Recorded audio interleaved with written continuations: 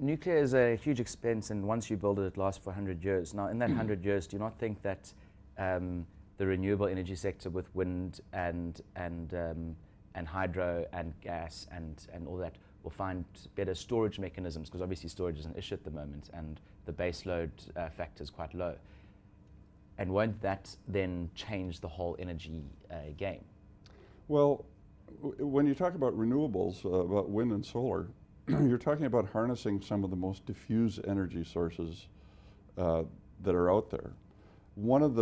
If you look at the evolution of energy and how humankind uses energy, we started out with wood and, burning wood and with basically chemical energy, and then we went into coal, we went into oil, and what you see is that the energy density of the fuel increases as the technology increases. So the more energy dense the fuel is, the more people have been able to take advantage of high availability of energy to improve lifestyle.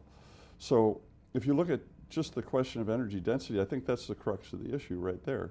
The energy density of wind and solar is very low simply because only a certain amount of sunlight shines on any square meter of Earth at one time, and you're not going to be able to increase that.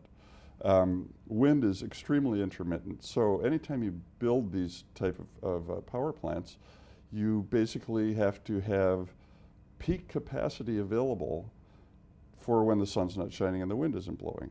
So if you're going to build peak capacity anyway, if you build it with nuclear power, then what's the point of building the wind and solar? Because nuclear power plants, they're fine running at full power 24 hours a day, 7 days a week. So the question then becomes, well, okay, what do you use for backup if you build wind and solar? If you put gas or coal in as backup, then you're still burning fossil fuels, which causes not only direct pollution, but obviously adds to the greenhouse gas emissions and the whole climate change problem. So if you really want to get away from fossil fuels, then you have two options for backup, so-called backup. I don't know why they call it backup, because it produces 60 to 85% of the energy.